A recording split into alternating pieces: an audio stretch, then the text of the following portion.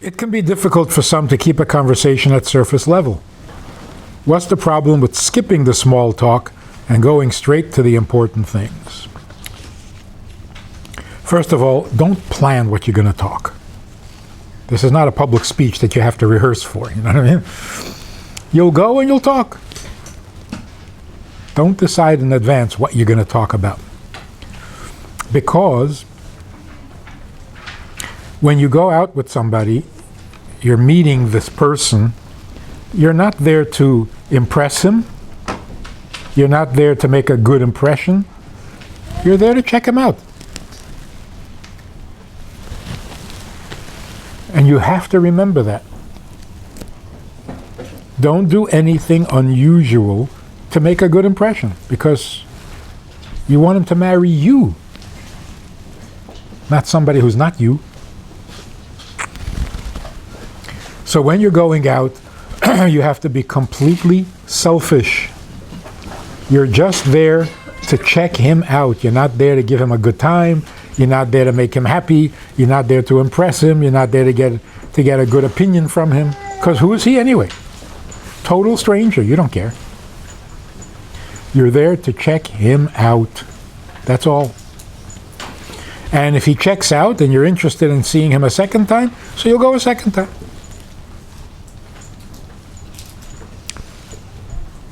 But there are people who advise you, try to be a little more talkative than you usually are. Try to be a little less talkative. Try to say funny things. Stop. Don't try. You're going there to check him out. It's not some kind of a contest. So just be yourself. And whatever the conversation is, if it's little things, that's fine. If it's big, heavy things, it's also good. Just not personal things. Don't start talking about personal things, because he doesn't deserve to know anything personal about you. He's a nobody. Unless he marries you, then he becomes a somebody. But until then, you don't owe him anything and you don't have to give him anything. So stay light. Even if the conversation is about important things, but not personal. How can someone be involved in shidduchim and not have it take up her entire brain space? What's wrong with taking up your entire brain space? It's a big subject. It's a big decision in life. Yeah, you should take up your whole brain space. Unless you happen to have a job that you love, which already takes up your brain space, and then it's going to have to compete. I don't know if any of the questions are going to lead to this, but I cannot emphasize enough.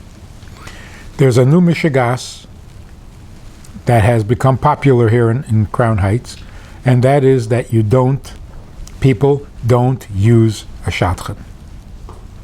They call each other directly, they give each other their phone numbers. It's disaster. It's a terrible thing. There is nothing positive about it. You have to have a shadchan, and every decision goes through the shadchan until you're standing under the chuppah. Then you can tell the shadchan to get lost.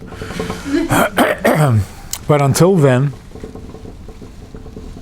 never skip the shadchan. People are doing it, and the results are disaster. And although there's a lot of lashon hara about shadchanim, they're funny, they're weird, it's all true, but you need a shadchan. Don't skip the shadchan.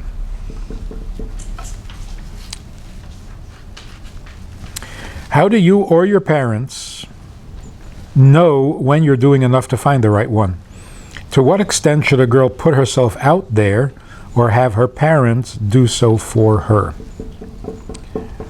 You don't have to put yourself out there. You're not hiding in a cave, and you're not living in a distant village on a farm. You're living in the middle of everything.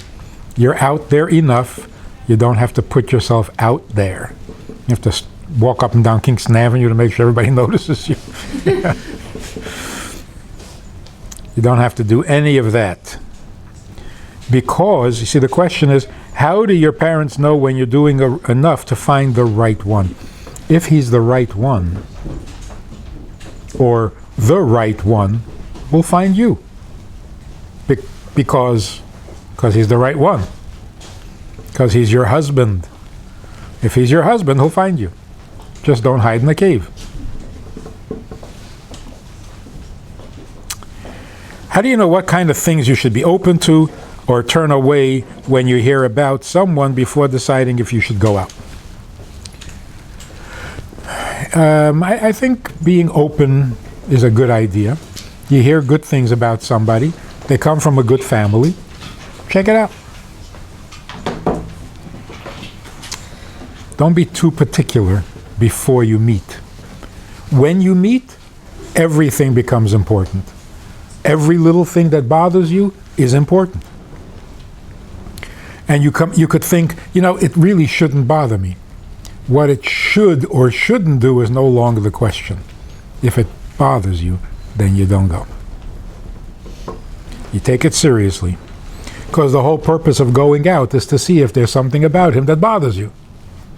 If you're going to ignore it, then what's the point of going altogether? So whatever bothers you, you don't have to be able to explain it. If something annoys you, something rubs you the wrong way, that's a reason to say no. Why does it annoy you? That's not a good question. Because it doesn't matter. For any little small thing that annoys you, you should just say no. Yes.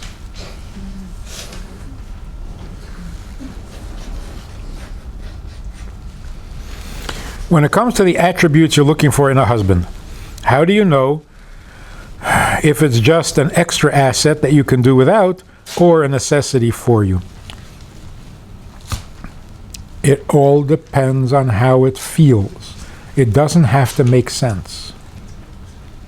Don't try to be a philosopher when it comes to dating. When you're going out to see how it feels. Not how it should feel, not what should be important or what shouldn't be important. It's who you are at the moment. Should you be that way? I don't know. But it's too late. You are that way, and this is what's important now. This guy was going out and he couldn't make up his mind. I said, "Is she blonde or dark?" He says, "What's the difference?" I said, "I'm just asking you, is she blonde or dark?" He says, "Dark." I said, "You like dark or you like blonde?" He says, "That's Yetzer Hara." So I said, "What, you planning to get married without your Yetzer Hara? You're going to leave him in your mother's house?"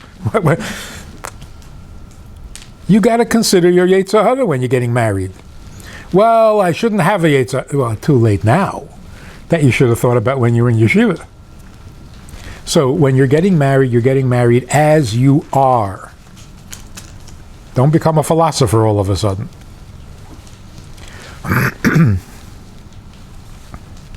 Should you only date someone if they seem like someone you can truly marry? Yeah. Why else would you be dating him? And by the way, you're not going to be dating. We don't date. That's such a goyish thing. We don't date. So for practical purposes, we'll call it dating. But it's not dating. Unfortunately, some people in our community have decided that they like dating. So they go out with somebody with no intentions of marrying them. They just want to have a date. This is a disaster. We don't date. We meet to see if it's your husband. Are you specifically supposed to have fun during dating or specifically not have fun? Try not to have fun. Try really hard not to have too much fun. See, again, should you have fun or should you not? Who decides these things? You're going to decide before you go, okay, I am not going to have fun. Or, yes, I'm going to have... Come on. It's so artificial to decide in advance whether you're going to have fun or not. If he's a fun guy, you'll have fun. If not, not. I mean, don't make schemes like that. Relax and just be yourself. Someone mentioned that an outgoing and confident girl can intimidate a boy. So when dating, how much of your personality should you hide or minimize? And until what point in the process, and how does one maintain the balance of being herself and not a chameleon? Hey. Someone mentioned whoever that was should be sent out of town. I think it was a teacher first. It is true that if you're confident, let's see how it says here, that an outgoing and confident girl can intimidate a boy. That's true. Don't marry a boy. Don't marry a boy. Marry a man. And a man will not be intimidated by your confidence. And if he is, then he won't marry you. But don't hide or minimize anything. I thought we believed in being honest.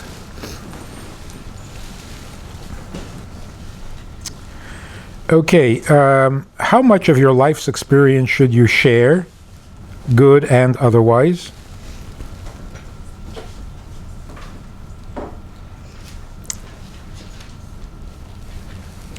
If it's interesting, share it. If it's personal, don't. Nothing personal until you're sure you're marrying him.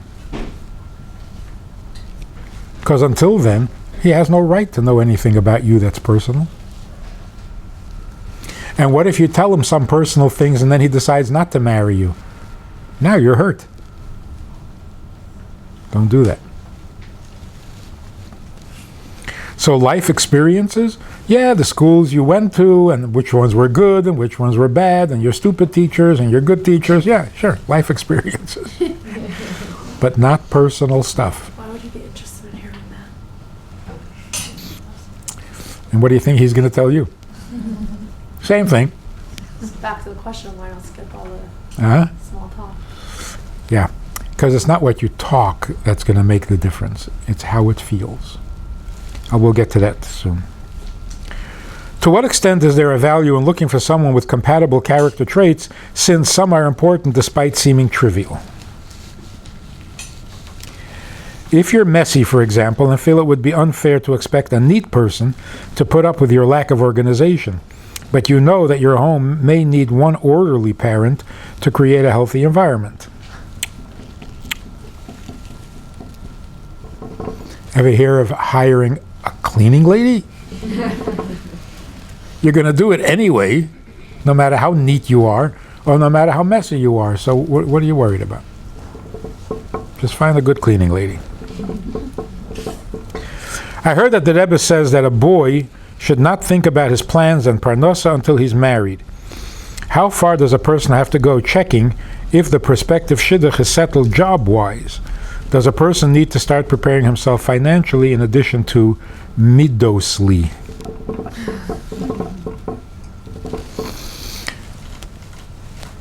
That's also a matter of taste. If you can't respect a guy who doesn't have a job, who doesn't know what he wants to do with his life, then that's a serious problem. Because you must respect him at the very least. You have to have respect for the person you're going to marry. So it depends on how you feel and how you think about a responsible human being versus a big maimon who trusts that everything will turn out fine. If you like that, then that's good. If you need something a little more earthy, you got to be who you are. So many of these questions are so theoretical that they're not practical. You are who you are. What's with the theoretics? So how do you feel? Would you respect a guy who says, I don't know what I'm going to do with my life? What are you good at? I don't know. If that gives you confidence, then it's okay. If it makes you feel really insecure, then don't go there. So the bottom line to all of these questions is just be yourself. I heard that the Rebbe said, what are some tznius guidelines of dating that we might be unaware of, such as wearing perfume or being sensitive about the way you're sitting in the car and so on? Well, then obviously you do know, so no need to belabor the point.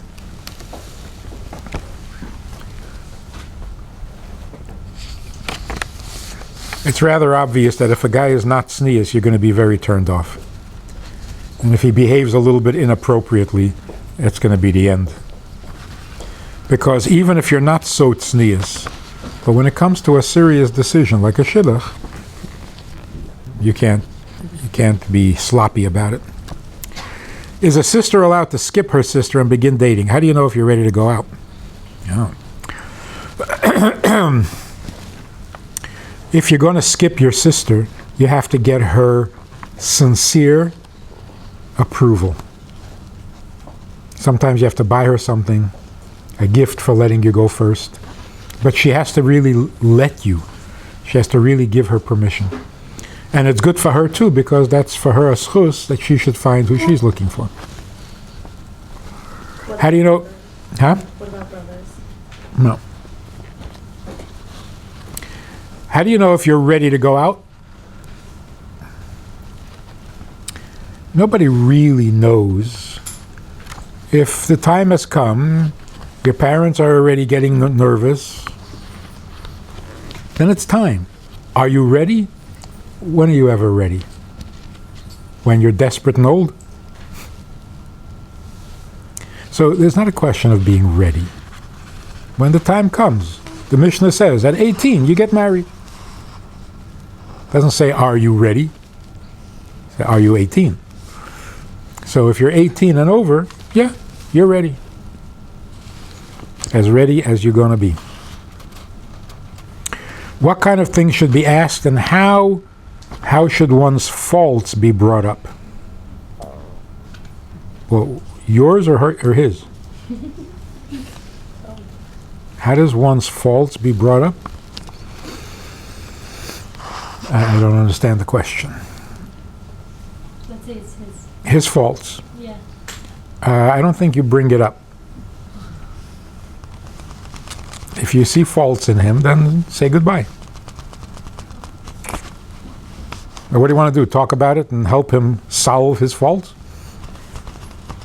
Nobody's perfect.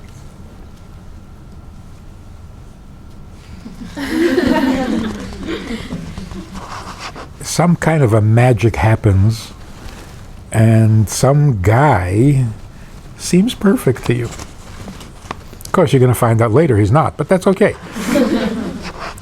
But you got to feel like he's perfect at the moment. And of course, that means perfect for you, which is all you really care about. So he does have to be perfect for you. What are some effective questions that will help determine that you're on the same page as your date in regards to Yiddishkeit? The desire to grow, Yiras Shamayim. I don't think you have to ask. You'll see. You'll see how he makes a bracha. You'll see how he speaks about his yeshiva years, how he speaks about the Rebbe. You'll know. And of course, he'll know from the way you speak. I think both on show. Unsure of what? On show, like. On show. You can tell that also. You can tell when a person is putting on a show. And if he's putting on a show about his Yiddishkeit, that's bad news. Like he wants to make sure that you see him benching, or he wants to make sure that you see him putting on his hat before he makes a bracha. If he's showing off, it's not a good sign. About your question, like she brings up a good point. What if the guy's really good at acting? Well, then he's going to fool you. What can I tell you? What if? That's why it's important to hear what others think about him before you even meet him. What do people say about him? Those who know him for a long time. It's hard to fool people for a long time. So before you even go, you know something about him, and it sounds good, and it's a little more reliable than what you're going to see, because he can fool you. But let's not assume the worst. Let's not get paranoid. What if some guy fools me into marrying him and he's the wrong guy? It's not going to happen, which we will talk about in a minute.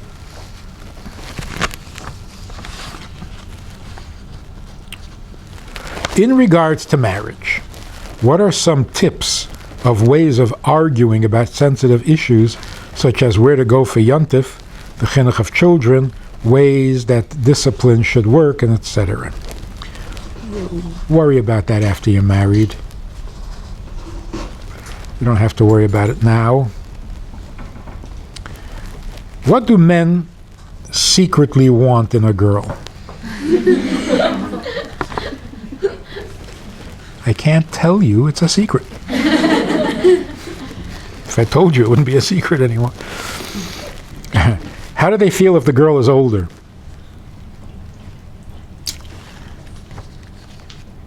They feel that if you're fantastic, they don't care if you're older.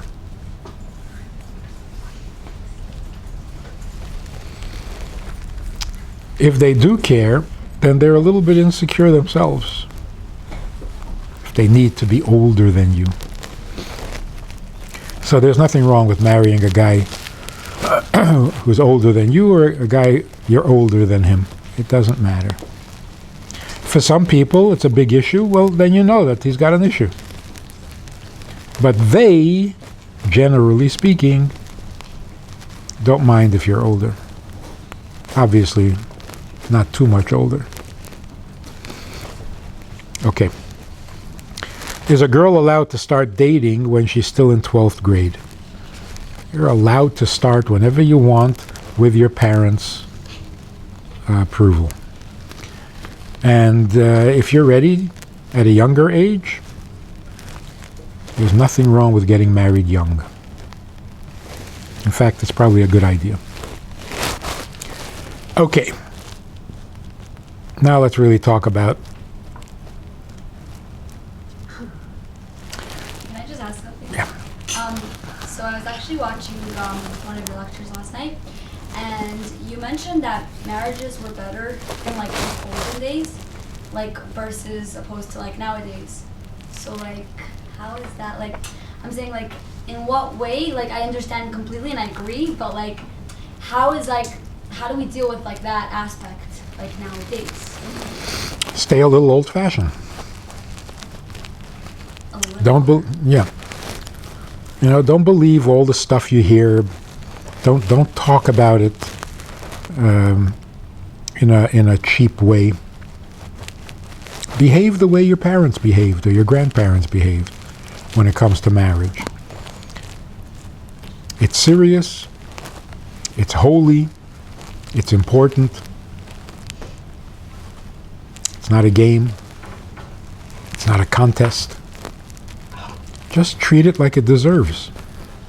But like, what about with like all the social media? Like everyone's posting pictures of couples on like Facebook and Instagram, and like how do you like deal with that like aspect of like, okay, like you want to post a picture of like your shlichus, and like, you know, like I hear like people get jealous and all these things like that. That's like, cause like social media is a big thing nowadays.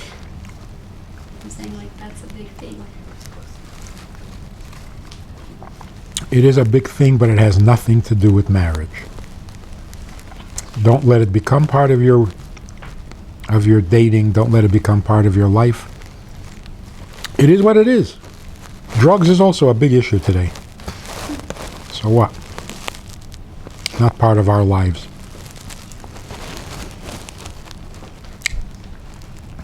So, the first thing you need to know with absolute certainty, your husband is already your husband. You just haven't married him yet.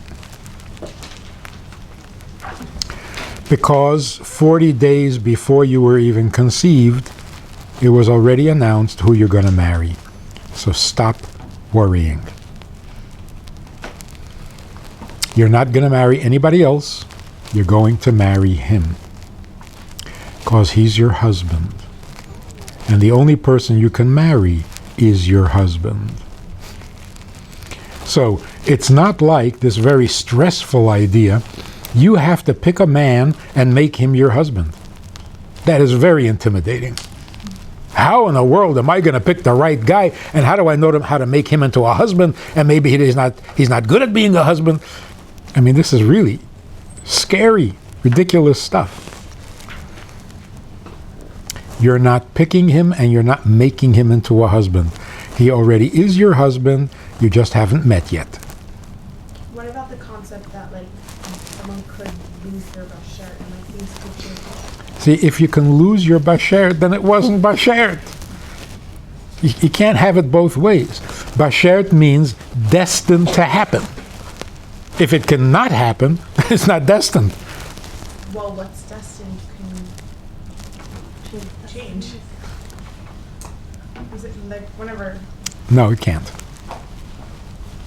Because if it can, then there's no value in the whole idea. You're supposed to marry this guy, but you might not. Then thank you very much. So what is this information doing for me? It means nothing. So what does that mean for all the people who story doesn't necessarily work out so perfectly? The person you are meant to marry, your husband, your soulmate, your zivuk, could be difficult.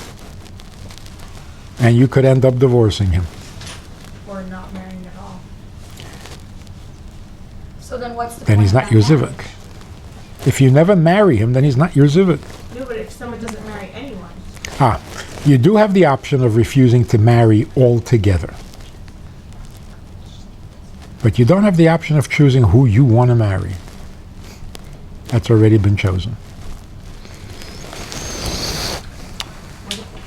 What about the concept that you could, depending on your spiritual standing, you could have different zivug? All that means is that whatever your spiritual standing is, your zivug will match it.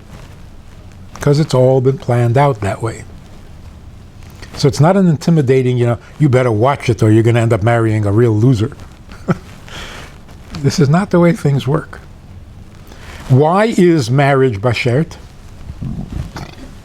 Because it's too big a decision for the Eibishter to leave it to us.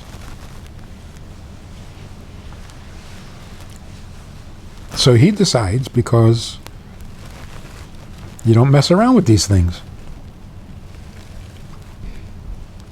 So there has never been a marriage that was a mistake. You cannot marry the wrong person. You can mess up a marriage with the right person. Yes. That's why divorce exists.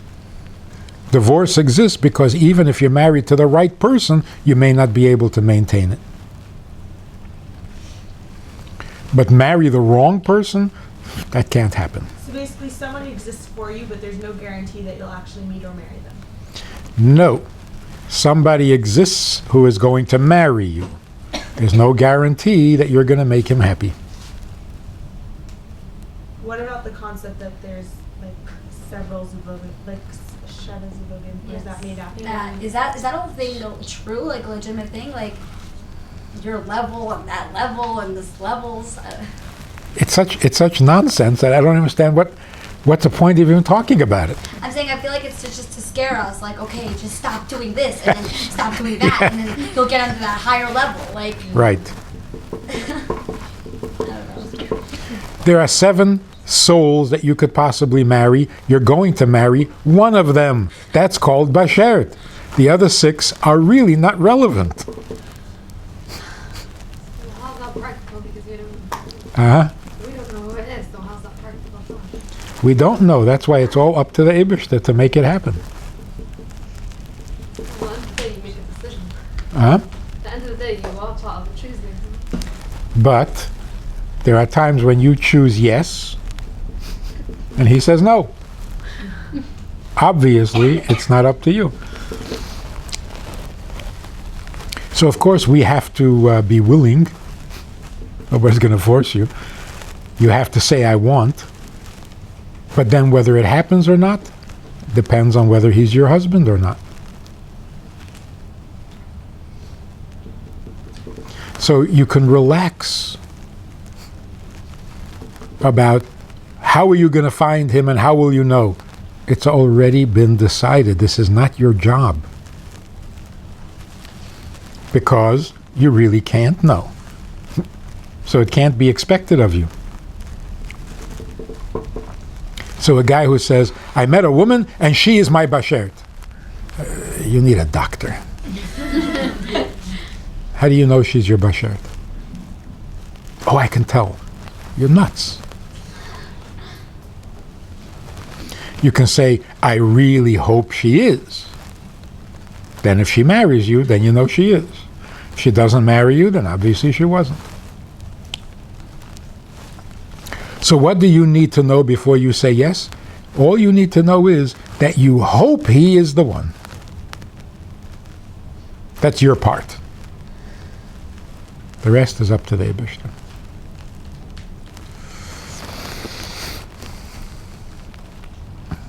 So let's look at some of the very important rules of the game. Always use a shadchan. If a name sounds good and the family sounds good and your parents are comfortable, check it out. Don't be too particular.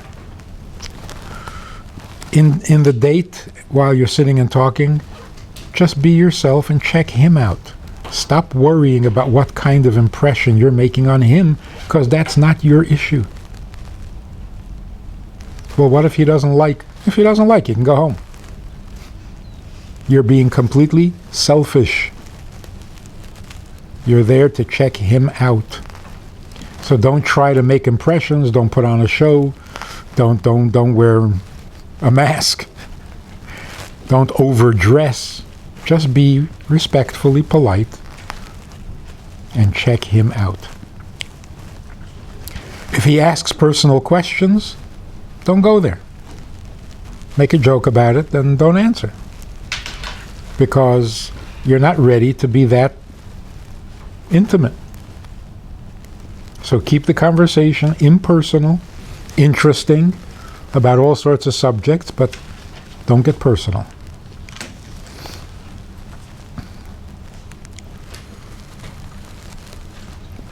What you're really looking for is a healthy person who has healthy relationships. If he has a serious problem with his father, they're angry at each other, they hate each other, no good. Not a good thing. Because if he's hung up positively or negatively on his relationship with his parents, then he's not available to you. He's not ready to move on to his next family. He hasn't made peace with his first family. And the same is true for you. If you're still caught up in an intense battle with your mother, it's going to follow you into the marriage. You've got to end that, resolve that, make peace at home, then you can move on to your next family. What if it's not resolving? You got to find a solution. Because you don't want to carry it over into your marriage. And there are ways of resolving them. Especially when you're ready to move out of the house. So much easier. Out of the house is leaving it. It's not resolving it. No, it just makes it easier to resolve. Now, what is it that you need to feel when you're making a choice, decision? The first 3 times, don't even think about getting married. The only thing you need to know is, would you spend another hour with this guy after the first date?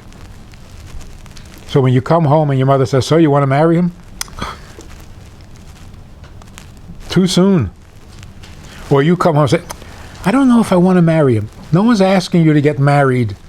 Do you want to spend another hour with him next Tuesday? Yes? Then go. Spend another hour. And after the second date, the question is, do you want to spend a third hour? That's all. After the third date, you can start thinking, could I marry this guy? But for the first 3 times, don't even think. Is he nice enough, interesting enough, impressive enough to spend another hour? That's all you need to know.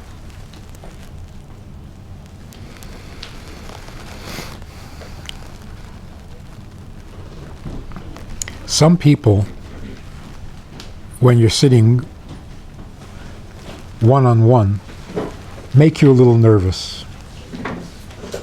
And you feel like you have to make a good impression. That's not good chemistry.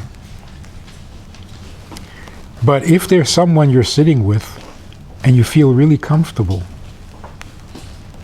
you don't feel a need to say anything brilliant. That's good chemistry. There's something about this person that's making you feel comfortable. That's good. You're supposed to feel like that even the first time? No. Because the first time it's so strange that you don't know what you're feeling. You don't know if you're nervous or he's making you nervous, or before you make a big decision and start thinking, do I want to marry him? You first have to experience that comfort level. Now sometimes the discomfort can be exciting. Like you want to make a good impression and you want to argue with him and you want to show him and you want... That's nice if you were looking for a debate, not for a husband. With a husband, you want to feel completely comfortable, which means he somehow makes you feel acceptable as you are. So you become comfortable. If he's a little bit critical, you're going to feel it. And you're going to feel a need to do something, say something, impress. You don't want to spend the rest of your life doing that.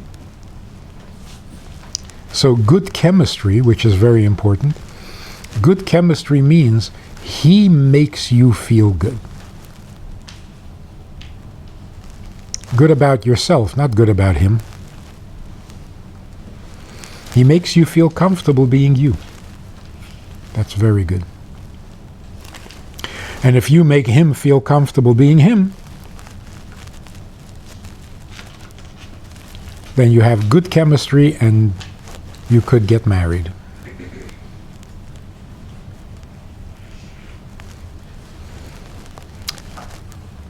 When you're dating or meeting, never tell him you're ready to marry him if he doesn't ask. This happens very often and it's a disaster. Never say, okay, I'm ready, are you? Don't propose to him. That's his job. Don't take it away from him, because then he doesn't know what to do with you.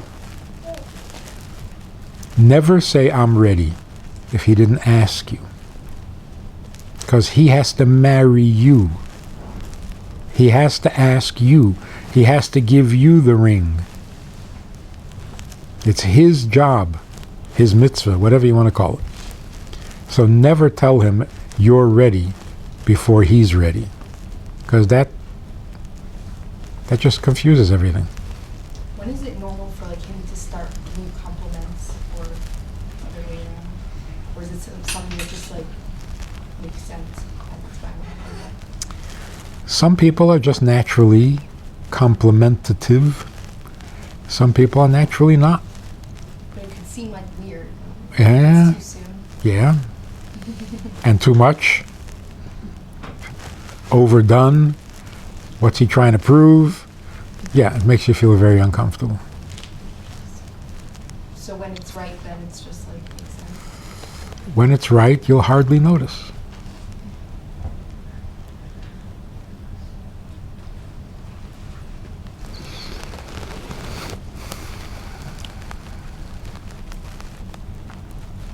The other thing is, you don't want to marry someone you're going to have to take care of.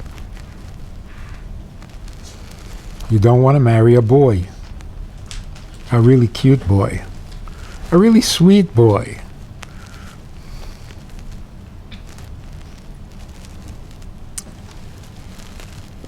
You know, you shouldn't have a baby before you're married. If you marry a baby, it messes everything up. You want somebody who you can lean on. You want somebody who, if you panic, you can rely on him. That if you're confused or scared, you trust him. That's what you need in a husband. He has to be reliable, dependable, strong. That you can lean on him when you're not feeling so strong. If that's not there, then what are you doing? You want to be the husband? How could you know that if you're not sharing any of it? Oh, you'll know. So a woman calls up and says, I'm going out with this guy. He is the sweetest guy. I'm telling you, he is the nicest, the most gentle, the most considerate, the most... And I don't know why I can't bring myself to say yes. Because you want to marry a man. Is that asking too much? And on the other hand, a guy calls up and says, I'm going out with this girl. She's fantastic. She is the smartest person I've ever... I mean, she can do anything. She runs the whole organization. And she can do everybody relies on her. She's just brilliant. I don't know why I can't bring myself to marry her. Because she doesn't need you. So let's keep the roles proper. He is supposed to be the provider. He's supposed to be the one you lean on. He's supposed to be the guy that you can trust, that gives you confidence, that makes you feel secure. But if he's a real sweetheart and gentle, and adopt him. But don't marry him. So there's got to be something that he has that you can rely on. Something that he has that you don't have. He's smarter than you. He's more mature than you. He's more brave than you. He's more social. He knows how to handle life. Street smart. Something that you can depend on when you need to. What if it's like the same? Like, not like something more? Doesn't work.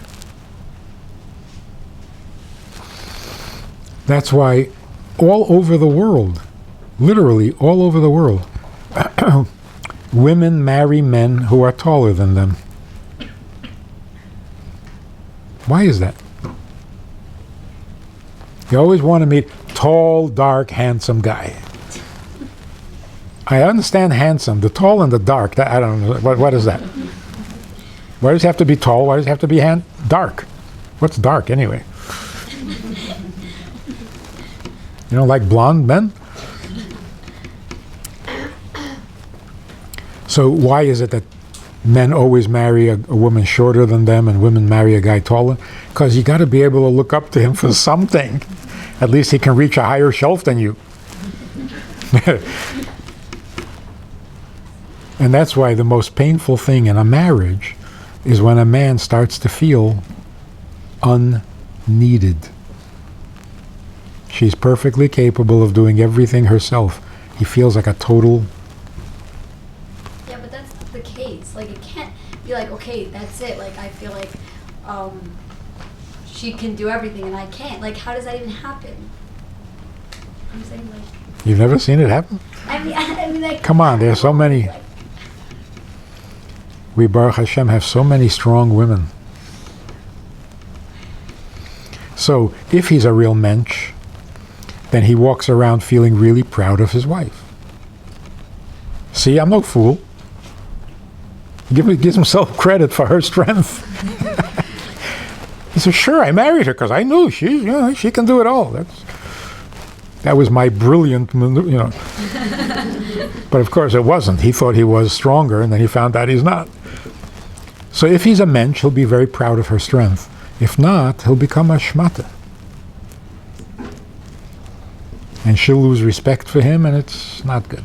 And what if there's a balance? Meaning like, sometimes it's like, yes, I can be so proud because she's like, shlocha and everything. And on the other hand, it's like, but sometimes you just don't feel like, like, you're like together, you know what I'm saying? Like, I don't know. Well, you each find good things about each other, of course. Otherwise, but there's a certain strength that a man has to provide for his wife. There are other virtues the wife can have. She can even be smarter. But in a crisis, she depends on him.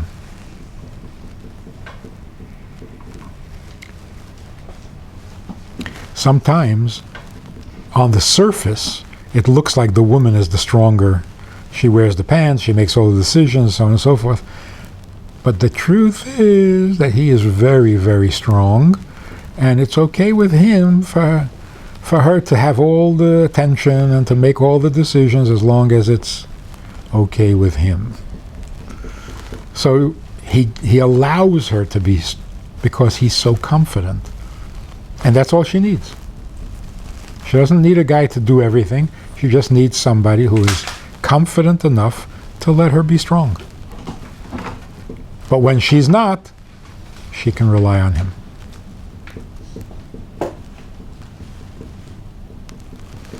So, you're going to feel a certain kind of confidence in the person you're going to marry, that you could actually trust him, follow him, lean on him.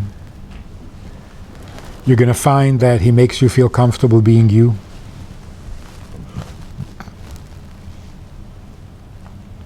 When you're sitting with him, you're not worried about your hair. You would be with anybody else. With him, you're okay. And if a few minutes go by and nobody says anything, it's not awkward, it's okay. That's a very good chemistry. You will never take his phone number or give him your phone number. There's a shadchan. Every decision is made through her. You don't ask him if he wants to go out on another date. He doesn't ask you. And if he does ask you, you say, what are we paying the shadchan for?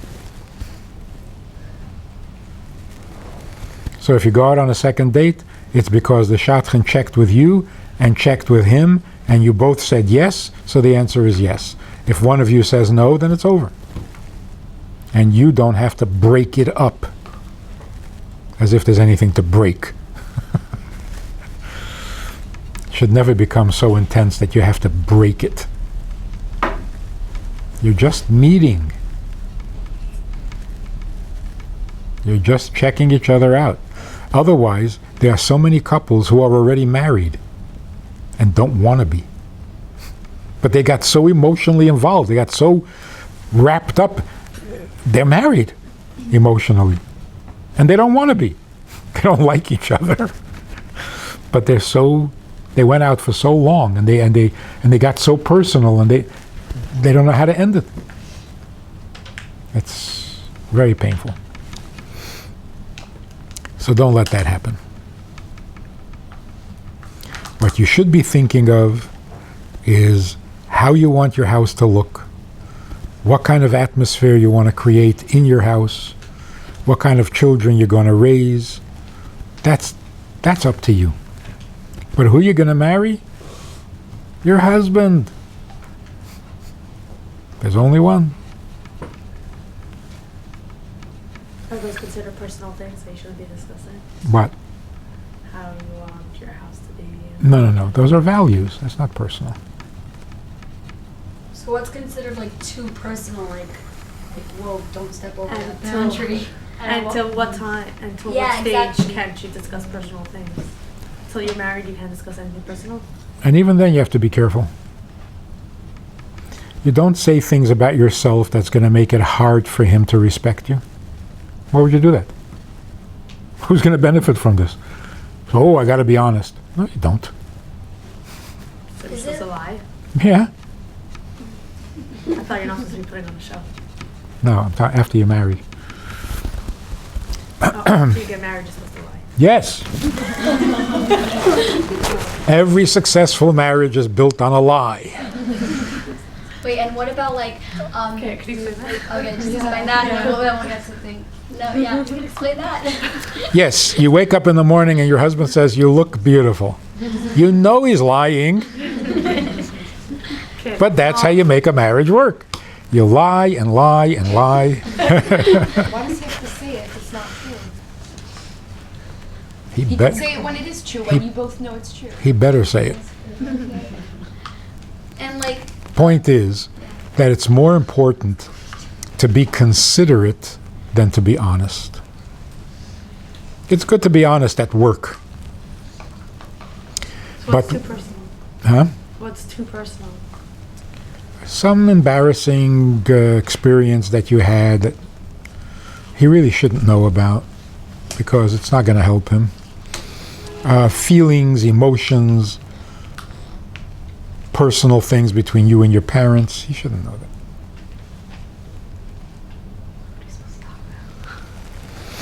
So before you tell him something, consider, will it help him respect you? Will it help him love you? Will it help him be comfortable? Or will it make it hard on him? If it's going to make it hard on him, don't be so righteous because you have to tell the truth at his expense. That's not nice. It could be something that would make it harder for him, but you would feel better if he knows. Exactly. So then you shouldn't say it. No. Because you're doing it only for your own sake. In order for you to be comfortable with him. I'll tell you a quick story. My father had a store on Kingston Avenue for 1 year. And 10 years after he gave up the store, we were sitting and talking, and he said, "Yeah, one time I was in the store at night, and this guy came in with a gun, and I had to fight him off." 10 years later, he told us the story. Because at the time, you would think you just had this really scary experience. You want to come home and tell your wife. But then what would it do for her? So now every time you go to the store, she has to sit and worry and bite her nails? That's cruel. So he never mentioned it. Till 10 years later, we were just joking about, threats and stuff. And he said, "Yeah, I also had an experience." But he didn't come home and dump it on his wife. That's called considerate. Would he have felt better if he could? Yeah. I'm sure he wanted to tell somebody. But you gotta be considerate. That's what marriage is made of. Two people, taking each other seriously, not taking themselves seriously.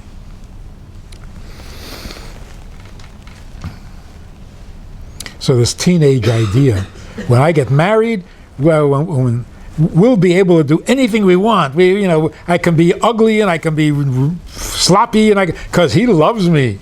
Well, not for long. It doesn't work like that. With your husband, you have to be the most considerate, not the least. You have to be the most sneeze, not the least. Because if you stop being sneeze, he stops respecting you. If he doesn't respect you, he starts to treat you a little not nice. If he treats you not nice, then you lose respect for him. This is the beginning of the end. So at home, you have to be your best, not your worst. This woman became observant, and she was the only one in her whole community and her whole family, and she didn't want to give up all her friends. So she said, I finally convinced my friends to keep kosher with me when we go out. But if I start wearing a sheitel, that's it. I won't go anywhere. I won't have a friend left in my life. So I don't know what to do. I said, so don't wear a sheitel when you go out. Only wear it at home. She said, at home? At home you don't have to cover your hair. I said, whoa. How did we get everything so backwards? Every virtue in the world you should keep at home.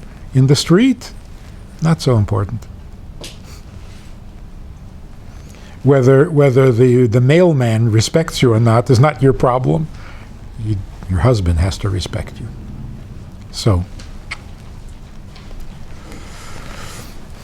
you have to maintain your highest standards at home, because that's your holy place. So if you fail outside, it's not so terrible. Inside, can't afford to. Can't afford to destroy your nest. So with your husband, you have to be most considerate. You have to be most dignified, most tznius. Don't let him lose respect for you.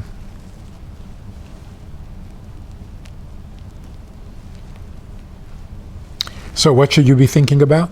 Not who you're going to marry. Your husband is already your husband, and he may be tall, and he may not be. It's too late. He may be dark, if that's what you like. He may not be dark, it's too late. And he may be handsome, and he may not be handsome. It's too late. Stop worrying about it.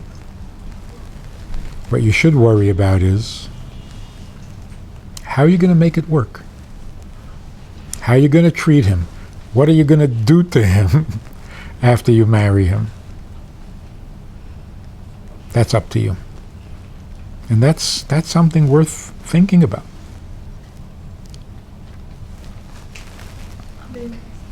So when it comes to like, we talked about like speaking, right, and dating, what about sharing your past? Like let's say like something happened, like being bullied as a kid or something, like those type of examples. Like could that be like talked about, or like it's really should be like avoided until after? Like what do you think about that whole thing? Just sharing personal things that happen, like childhood stuff. Imagine the effect it's going to have on him.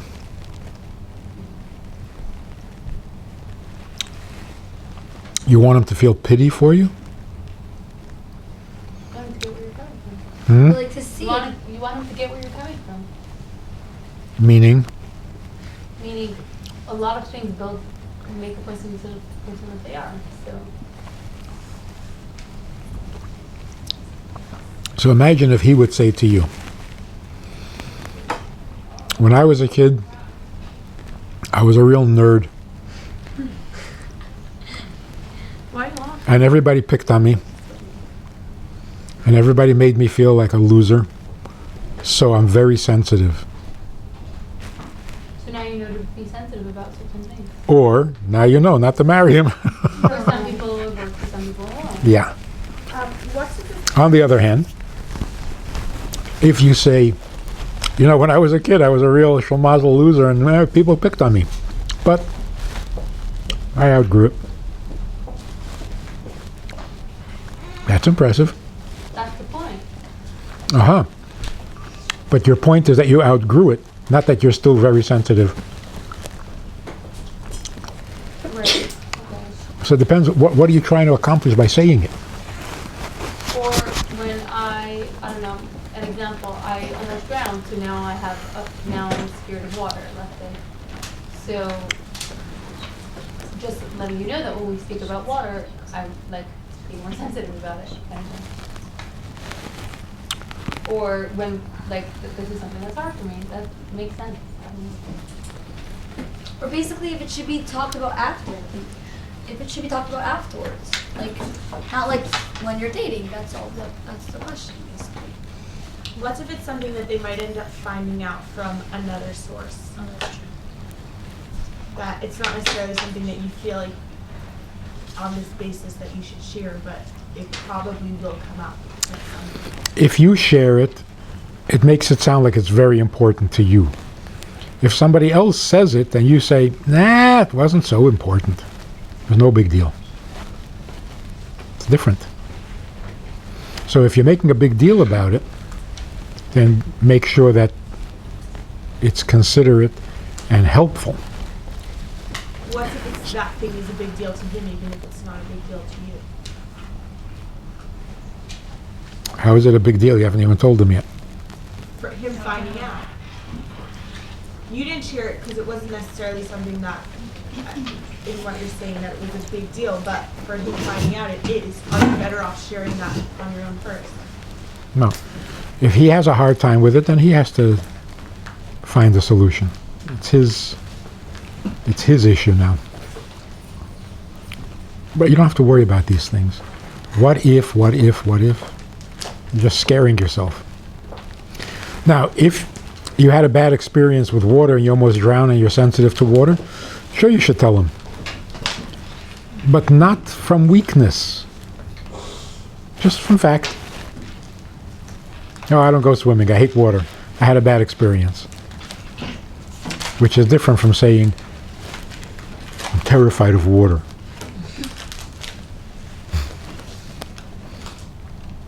Isn't being comfortable with yourself and just being yourself make it that you don't care about what he's going to think of what you said?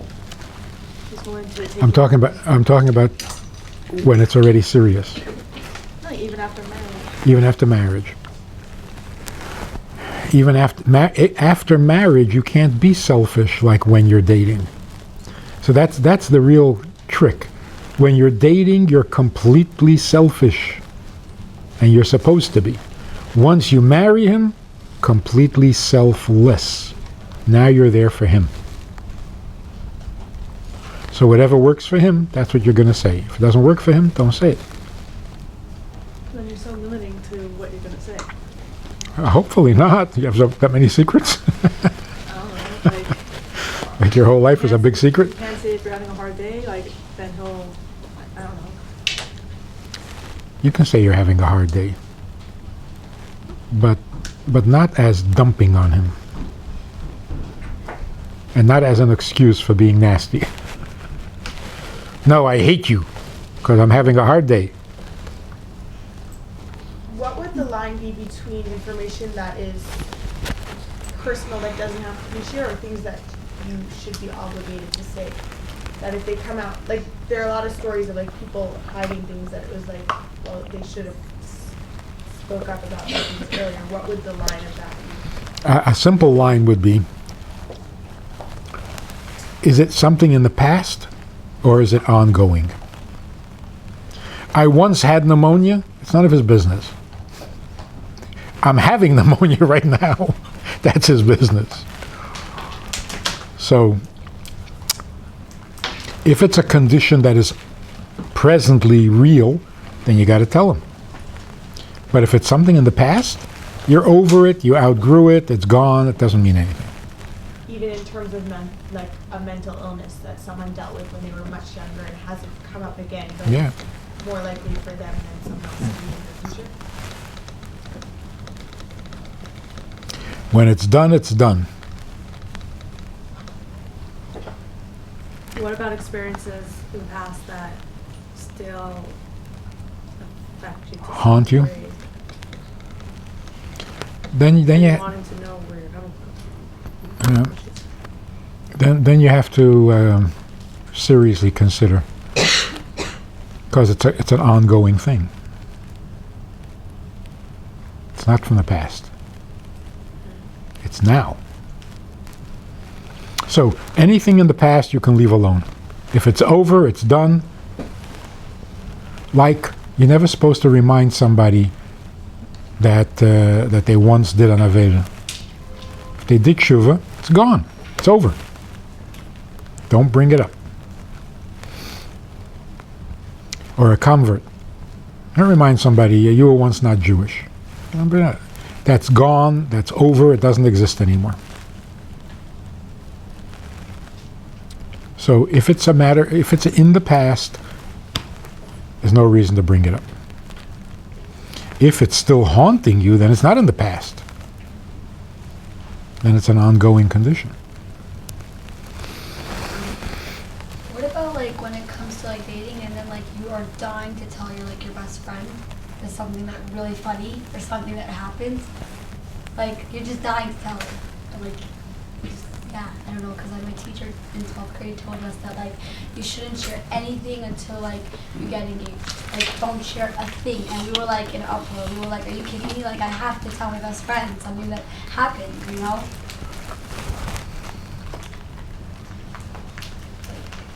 It's against the rules.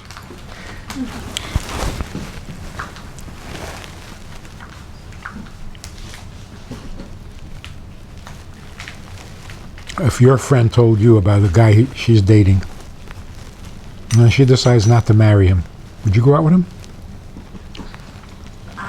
If she says something really bad, then I would just be like, if he did that to my best friend, why would I want to be in that situation? Like, I would just, Obviously. If I'm he, saying like, why would I want to like hurt her like that? That would just lose everything. he didn't hurt her. She's just not impressed. But I wouldn't feel like, I don't know, I would just feel really weird by that. So just knowing that she went out with him and decided not to marry him Oh, okay. biases you. It's different from using It's like names two on the and spot. Huh? When you're talking to your friend, you're not necessarily using his name. Yeah, that's true.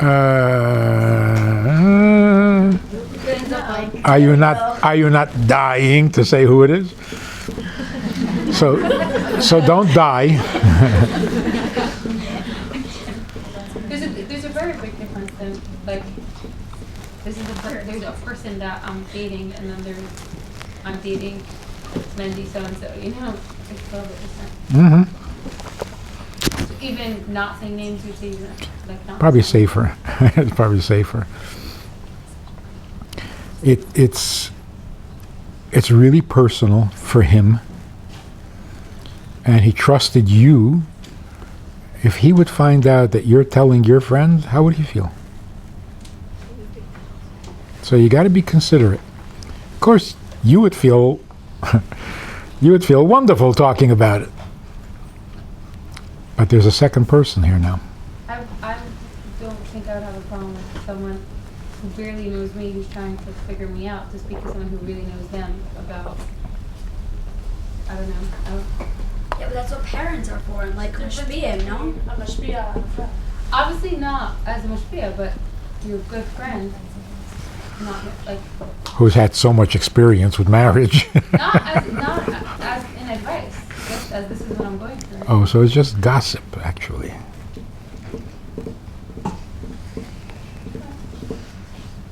Juicy gossip. It's also Yep. family where every single sibling has to know what's going on, and then you insult them if you don't tell them. See, that's part of the modern day. Yeah, I see. That in the olden days they would Yeah. never. Because there was no WhatsApp back then. There was no group chats. There was nothing. There was no direct message. There was nothing. There was no way to talk Lashon Hara. It was so bad. Nothing. By nothing.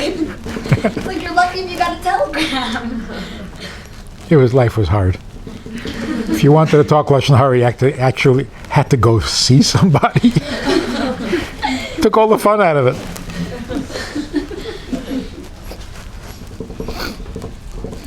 This chatting thing is so unhealthy. So I tell you, we had these 40 teenage girls in Bais two summers ago. And they're all hyper. They're all out of their mind. So I suggested, about a week into the program, I said, it might be a good idea. Everybody sit down and write a letter to your mother. Don't text. Write a good old-fashioned letter. And you don't have to mail it. Just write it. So they did. And the next day, there was such a change in their behavior. It was like magic. What, they stopped being addicted to their smartphones? They stopped being scatterbrained. What was happening is 40 girls would be sitting in a room, all of them talking.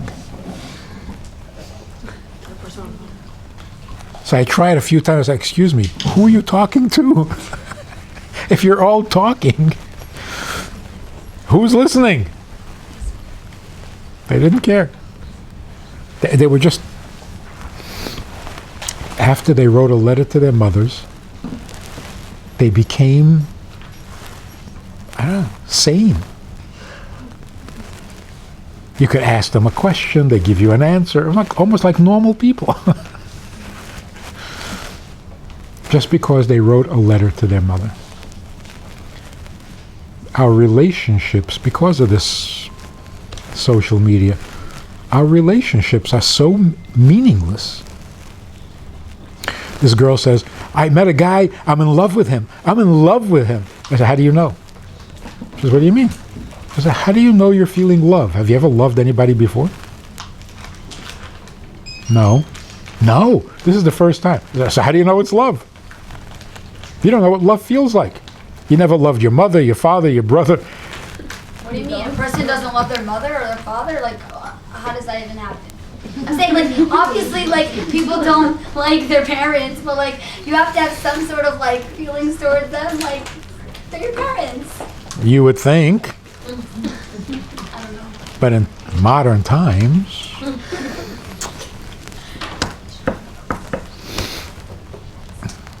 so even their relationship with their mother was never real.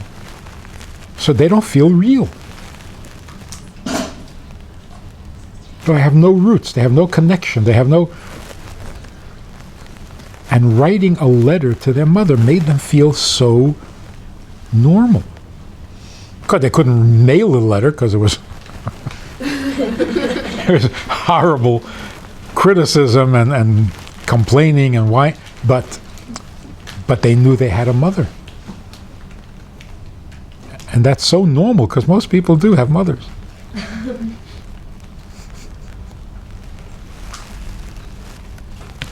So life was real once, now it's all virtual. It's almost life. It's not a good substitute. So then, like, what do you say to those couples that are walking down Kingston Avenue and they're like, the wife's pushing the stroller and they're both on their cell phones? And it's like, just talk to your wife, please. Like, what are you doing? I just don't. I just feel like, why? By the way, why in shul are you not allowed to, as a man, not allowed to daven sitting next to his wife? Like the mechitza, you mean? Because he has to be concentrated on Hashem. And sit there and what's going on around him? Minions, everything.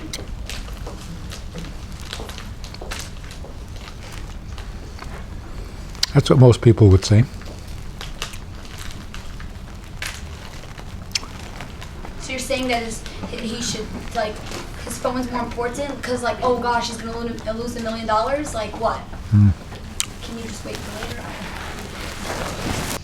You're not allowed to daven sitting next to your wife is because God would be very upset. The Eibishter would be very upset if a man is sitting next to his wife and talking to the Eibishter. That's so not nice. If you're sitting next to your wife, you talk to your wife. Don't ignore her. Doesn't that sound more like the Eibishter? Because the other way it sounds like, hey, why are you talking to your wife? Talk to me. No, because in a way, like, you have to be in shul 10 o'clock, 10:30, whatever time it is, and you have, their minions relying on you, and you gotta daven. Like, I don't know. And it's a distraction. That's what the mechitza is everywhere. So distraction sounds very selfish. I want your whole attention. How does that How does that sound? Like it's selfish. It's halacha. It's not selfishness. I don't know. Anyway, I think the reason is, if you're sitting next to your wife, you should be talking to your wife. If you want to daven, go someplace else. That's why they invented shuls. How much is mashpia supposed to be involved in those situations? As much as you want.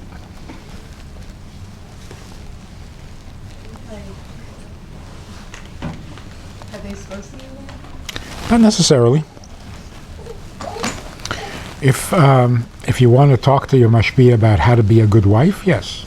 I mean, could your mother be, I'm saying your parents Oh. be, Your mashpia?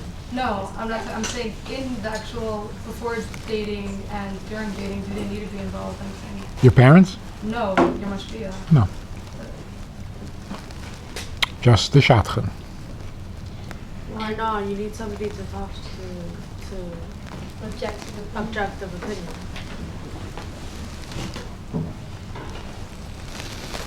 There's nothing wrong with talking to your mashpia whenever you feel like, but that's not the role of the mashpia. It's more like, how can I be a better wife? You're supposed to make the decision on your own. Yeah, pretty much. And what should someone do if like the parents are like so controlling and like, no, you can't go for that guy. You can't. You just can't. It's like, but you're kidding. Like, you want to. You know what I'm saying? Like, how do you do it? Your parents are Well, you should take your parents' opinion seriously. Obviously. If something is worrying them, don't ignore it. But if you decide in the end that you want to marry him, it's your decision. But what if they go, I told you so? Like those three, I told you so. And you'll say, yeah, you're so smart. The Rebbe's position was that parents should not get involved once the kids have made a decision. Not positive and not negative. Not even like before the wedding? Like 5 minutes before the wedding? Like legit 5 minutes before the wedding? Like I'm saying like not even like you're about to get married and like we still think this is very wrong. Horrible thing to do. But if there's a really big gut feeling, then I feel like there is something wrong. I'm saying like There might be something wrong, but you can't interfere. So parents can't push you to get married and can't prevent you from it. I wasn't here before when you said this, but someone was showing me what they wrote, that the shadchan should be involved till Chabad. What does that mean from when you're engaged to Chabad? What kind of role are they having? Actually, once you're engaged, the shadchan backs off a little bit. Because she already got paid, so. Okay. I'm just trying to clarify. Yeah, after the engagement, the shadchan is not as important.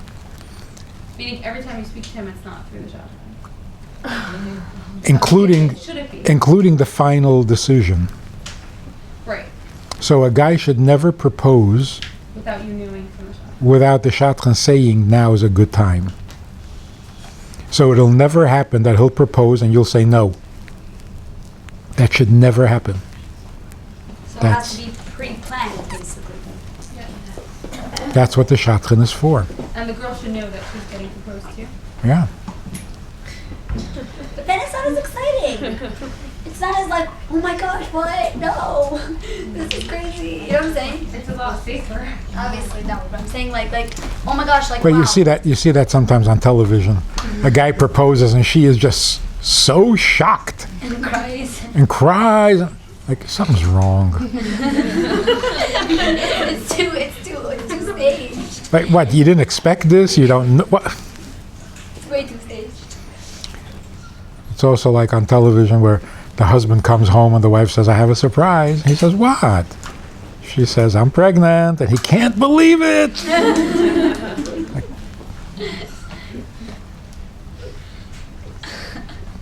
you can't believe it?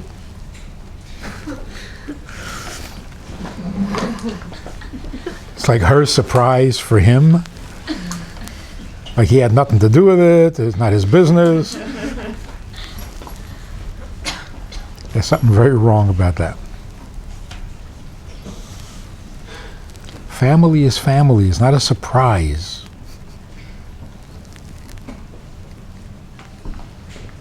It's childish. The stories that we hear of Rev and Rebbitzon's marriage, like what they did, are we supposed to emulate that or just respect it and admire? Like, Depends which story. it's like only like a Rev and Rebbitzon relationship, not that we understand it at all, we don't, or know what happened. Some of it. At a Fabringen once, the Rebbe told everybody to turn their cups upside down. And somebody went to the Rebbitzin to say how the Rebbe was feeling. And she asked, what's happening at the Fabringen? And he said, the Rebbe said everybody should turn their cups upside down. The Rebbitzin turned their cup upside down. That's Rebbe business. If your husband says, let's open the windows, doesn't mean you have to run and open the windows. But some things are just plain decency, menschlichkeit. Like what we were saying before, like there was a story that the Rebbitzin was in a lot of pain, and when the Rebbe came to visit her, she didn't want to show that she was in pain. So like the same thing, are we not supposed to like tell our husbands that we're in pain? Or is that just like a Rebbitzin relationship? No, but that's a very mature relationship. Mature? The Rebbe did the same for her. The Rebbe would come home in pain. I'm sure she could tell, but he would never say it. Why burden her? But there was a time the Rebbitzin broke her hip and she was in bed, and they served the Rebbe at the table, dinner. And the Rebbe took it and sat, put it down on a chair next to the Rebbitzin, and they ate together. That's not the Rebbe business. That's just very, very menschlich. So it's like putting needs of the other person before yourself, basically. Wow, that's a great idea. I mean, like- No, really, that is really good.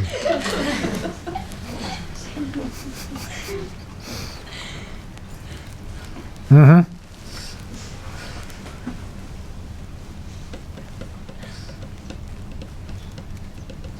Okay, one final story. When the Rebbitzin passed away, the woman who worked in the house was crying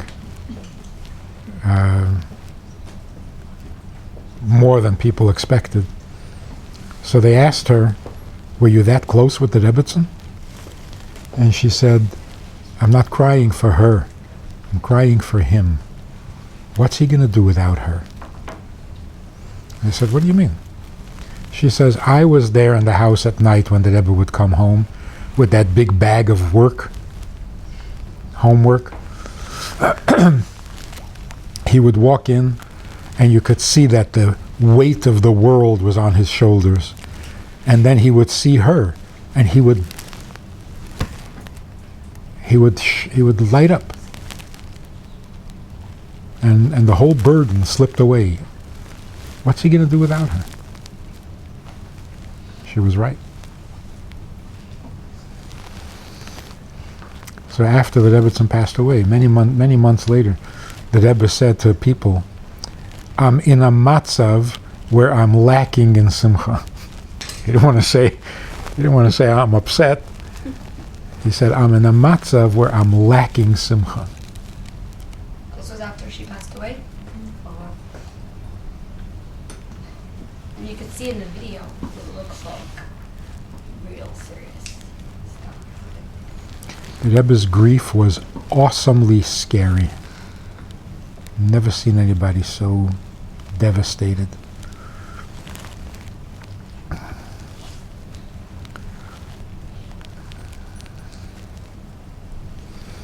You hear stories of young people who die suddenly, and the husband is shocked. He's crazy from the shock, and it doesn't compare to the grief that we saw on the Rebbe. And they were not young couples.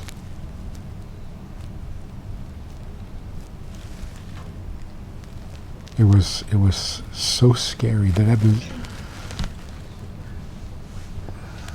Was he really not in 770 for like the longest time? Like I'm saying, like as compared to other times, like because of everything. Are you sitting Shiva?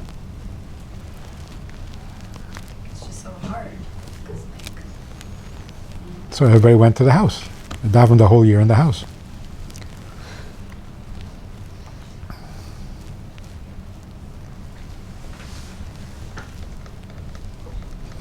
But that's what a home should be like. When your husband comes home to you, he should feel such a relief that the whole world can disappear and he doesn't care because now he's home with you. That's how it should feel. But if the first thing that happens when he walks in the door is you tell him how much pain you're in and how frustrated you are and how the plumber never showed up when he was supposed to and the guy who was supposed to come fix the washing machine just made you upset, sure, a pleasure to come home.